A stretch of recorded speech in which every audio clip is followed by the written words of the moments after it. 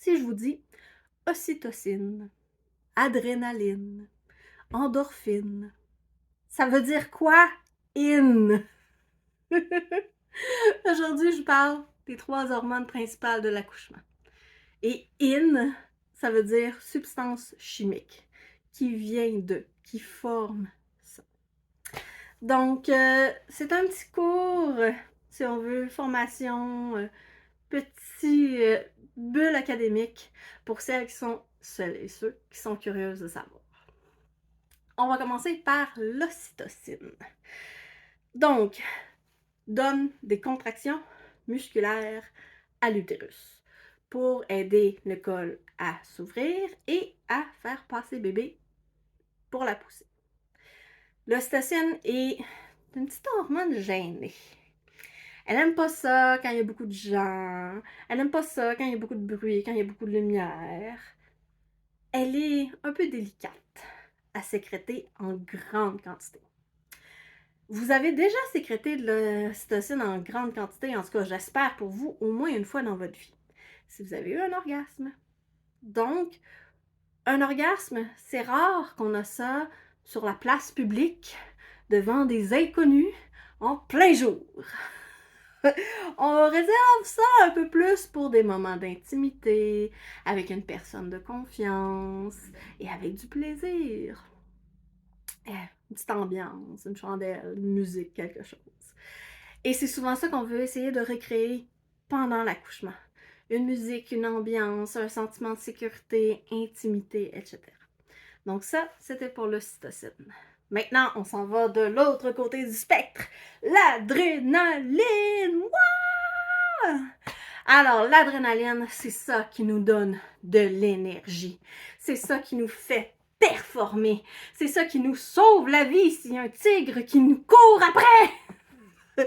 C'est bien l'adrénaline. On en veut de l'adrénaline, mais pas trop. Parce que sinon, si on est constamment sur l'adrénaline, on appelle ça le stress. On a des contractions musculaires, on a un rythme cardiaque élevé, on parle vite, on respire vite. Mais il n'y a pas de tigre en arrière. Donc, on veut de l'adrénaline à certains moments. Est-ce que vous savez quel moment on veut de l'adrénaline pendant le travail de l'accouchement? À la fin, à la poussée. Là, on veut de l'adrénaline. Là, on veut que maman ait de l'énergie. Là, elle respire bien profondément. Son cœur pousse plein de sang, plein de nutriments à son corps pour avoir des grosses contractions. Les muscles sont performants, sont efficaces. Et là, on donne naissance à notre bébé. Après toute cette excitation et après toutes ces contractions musculaires-là, on a comme un petit buzz. On se sent bien, on s'endort un peu. Alors c'est pour ça qu'on l'a appelée endorphine. C'est une hormone qui soulage la douleur, qui nous sent relax, qui nous fait sentir relax, qui nous endort un petit peu. Imaginez, vous êtes dans le gym et là, vous faites votre entraînement et vous forcez et ça va bien et vous dépassez un peu vos limites. Et là, vous arrêtez, puis là, vous avez chaud. Puis là, vous vous sentez tellement bien. C'est l'endorphine qui vient d'arriver. On aime l'endorphine. Donc, souvent, l'ocytocine et l'endorphine vont travailler de pair. L'ocytocine va augmenter et en suivant derrière, l'endorphine va augmenter. Donc, on va sentir la contraction, on va sentir l'inconfort, on peut aller même jusque dans la douleur et là, soudainement,